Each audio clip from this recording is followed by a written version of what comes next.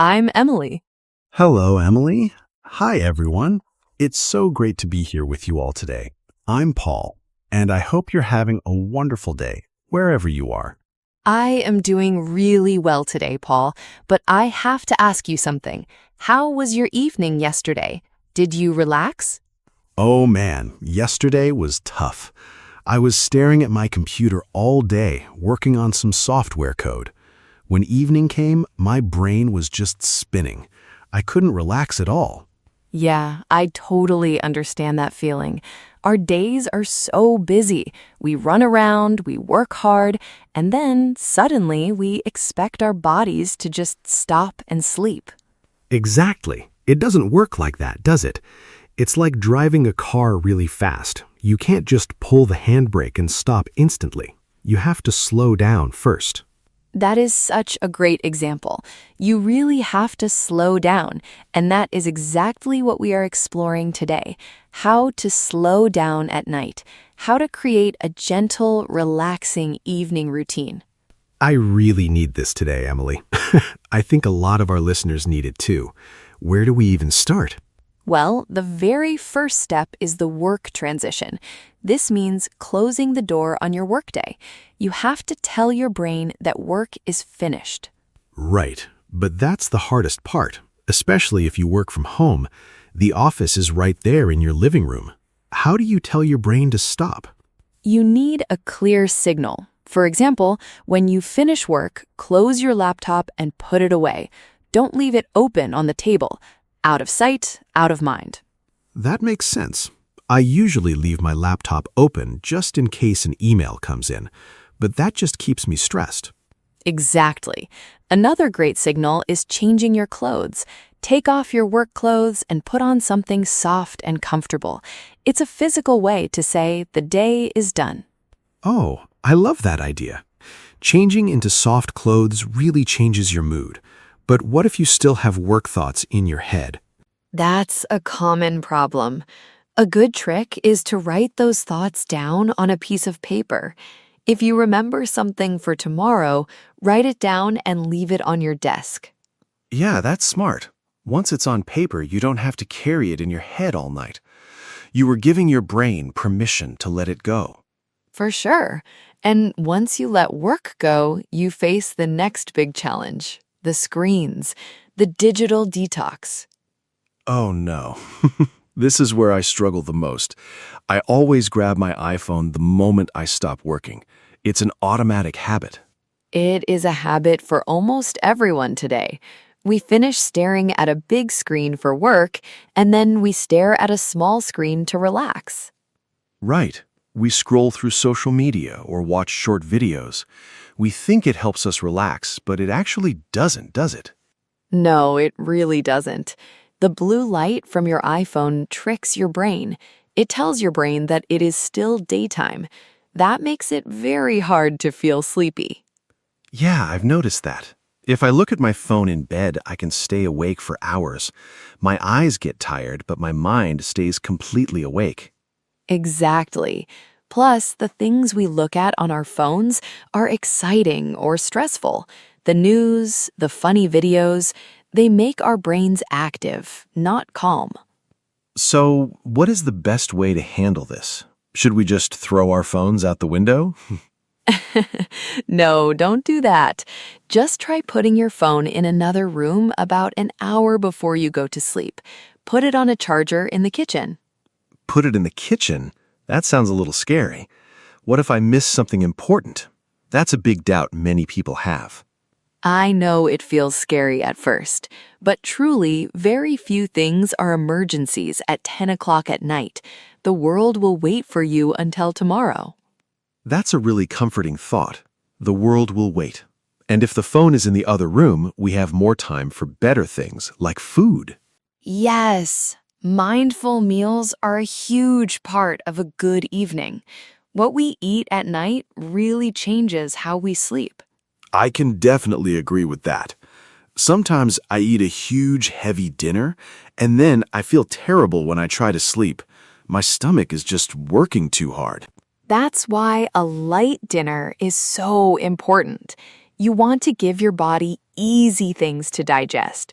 If your body is busy digesting heavy food, it can't rest deeply. What kind of food is good for the evening? I usually just grab whatever's fast, which isn't always the healthiest choice. It's best to choose simple, healthy things. Maybe some soup, or a fresh salad, or a light sandwich. Actually, yesterday I had some traditional pão de queijo and a light tea. It was perfect. Oh, that sounds amazing. I need to try that. But it's not just what we eat, right? It's also how we eat it. Absolutely. Mindful eating means slowing down. Don't eat while standing up in the kitchen. Don't eat while looking at your iPhone. Yeah, I do that a lot. I eat and scroll at the same time. I don't even taste the food when I do that. It just disappears. Exactly. Sit down at the table. Look at your food. Chew slowly. Take the time to actually enjoy the flavors. It is a moment to respect yourself and your body. That sounds so peaceful. And if you are sitting at the table without your phone, it's also the perfect time for family connection. For sure. Evenings are the best time to catch up with the people you love. When the screens are away, real conversations can happen. I completely agree. For example, a good friend of mine, he always makes sure to put his phone away after work. He spends that time with his wife Carol and his kids, Pedro Enzo and Melissa. That is beautiful. Giving your family your full attention is the greatest gift. You are telling them you are more important than my screen. Yeah, he tells me it changed their whole evening. They just sit and talk. They ask each other, "What was the best part of your day?" That's a wonderful question to ask. It brings positive energy into the room, and it helps kids and adults feel heard and loved. But what if people live alone or their family is far away? How can they connect? That is a great question. If you live alone, you can use that time to call a friend, or you can just connect with yourself, spend time with a pet, or just enjoy the quiet space. I like that. Connection doesn't always have to be a big, noisy dinner. It can just be a calm moment. Totally. And while you are having those calm moments, you can slowly start preparing for tomorrow. This is a game changer for reducing stress. Oh, preparing for tomorrow. You mean doing things tonight so that tomorrow morning is easier? Exactly. Mornings are usually rushed and stressful. We run around looking for our shoes or deciding what to wear. It's chaotic. Yeah, my mornings are always a little crazy. I always spill my coffee because I'm trying to do too many things at once. We've all been there. But if you lay out your clothes tonight, you don't have to think about it tomorrow. You just wake up and put them on. That sounds so simple, but I bet it saves a lot of time. What else can we prepare the night before? You can pack your bag for work. You can put your keys by the door. You can even prepare your coffee machine, so you just have to press one button. Wow, pressing one button for coffee sounds like a dream. It's like you are giving a nice present to your future self. That is the perfect way to look at it, Paul. You are taking care of tomorrow's version of you. It makes the morning smooth and easy.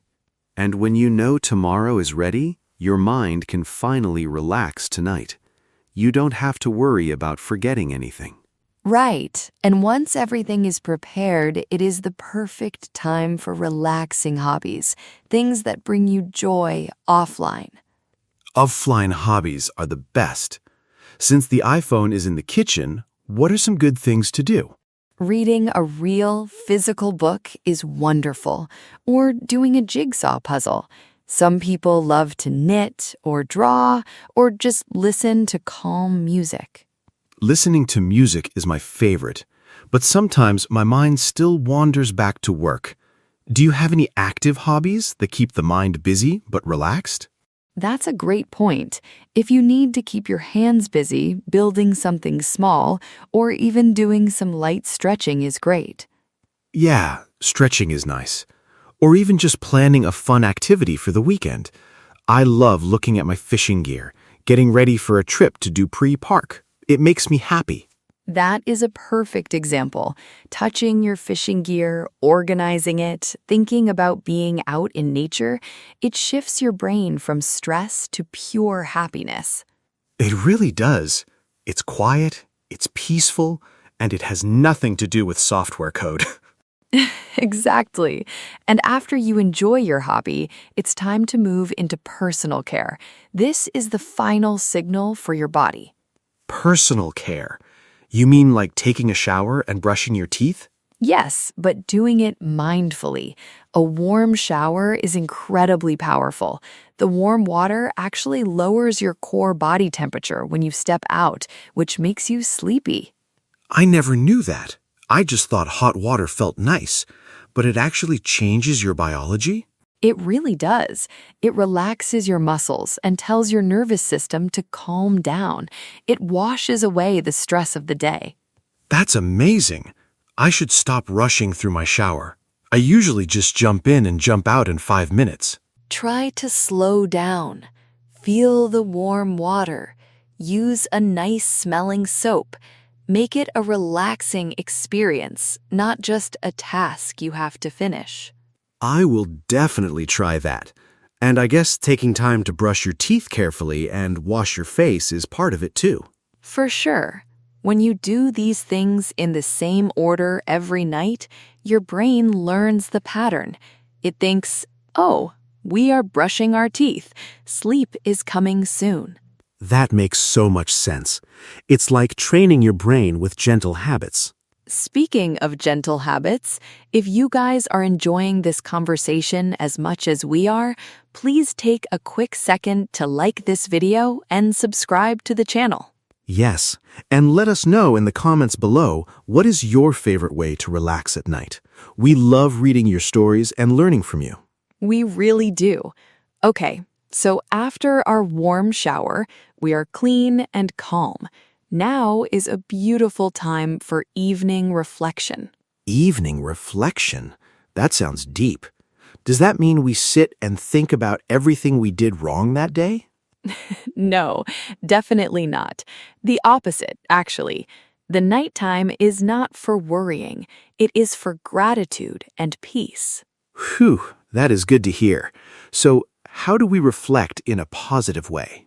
You can just take a notebook and write down 3 good things that happened today. They don't have to be big things. Just 3 small things?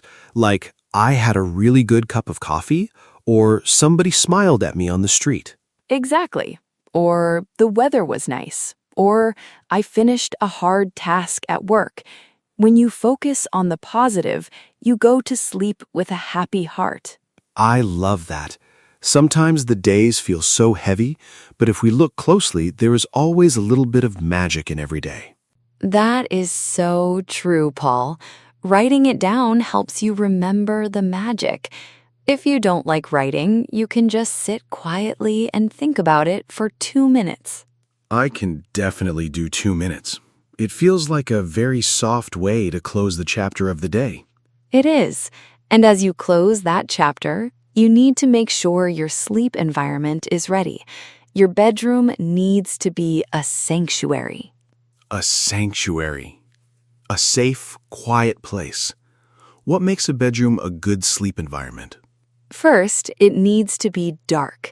Dim the lights in your house an hour before bed. In your bedroom, use heavy curtains to block out the streetlights.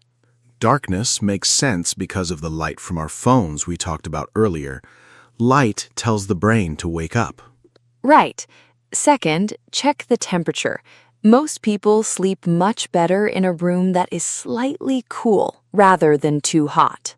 Yeah, trying to sleep when you're sweating is impossible. A cool room with a warm, cozy blanket is the absolute best combination. It is so comfortable. And finally, make sure it is quiet. If you live in a noisy city, you can use a fan or a white noise machine to block the sound. I actually use a small fan in my room. The gentle humming sound helps my brain stop thinking. It's very steady and safe. That is perfect. A dark, cool, and quiet room tells your body that it is safe to completely shut down and rest. Okay, so we have the perfect room, we are relaxed. The last piece of the puzzle is consistent bedtimes, right? Yes, consistent bedtimes. This is the golden rule of good sleep. Going to bed at the exact same time every single night. Even on the weekends? That sounds a little strict, Emily. Sometimes I want to stay up late and watch a movie on a Saturday. I know, it is hard, but our bodies run on a biological clock called the circadian rhythm. It loves routine. It hates surprises. So if I go to bed at 10 p.m. on Tuesday, but 1 a.m. on Saturday, my body gets confused? Extremely confused. It feels like jet lag. If you go to sleep and wake up at the same time every day, your body naturally knows when to be tired. That makes a lot of sense. You don't have to force yourself to sleep. Your body just naturally powers down because it expects it. Exactly. You will fall asleep faster, and you will wake up feeling so much fresher. No more fighting with the alarm clock in the morning. I really want that. I want to wake up feeling fresh and ready instead of tired and grumpy. It all connects back to having a plan. It does.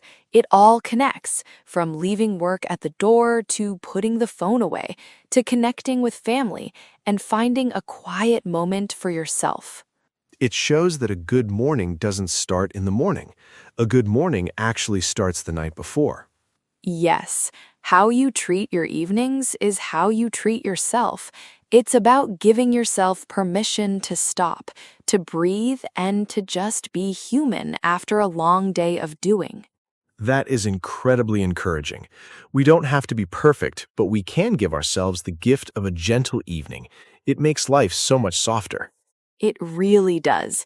You deserve rest. You work hard, and your mind and body deserve a peaceful, quiet space to recharge. Thank you so much for this today, Emily. I feel more relaxed just talking about it, and I am definitely leaving my phone in the kitchen tonight. I am so happy to hear that, Paul. Thank you for sharing your thoughts, and thank you to everyone watching and listening at home. Yes, thank you, everyone. Have a wonderful, relaxing evening, and we will see you very soon in the next video. Goodbye. Goodbye, everyone. Take care.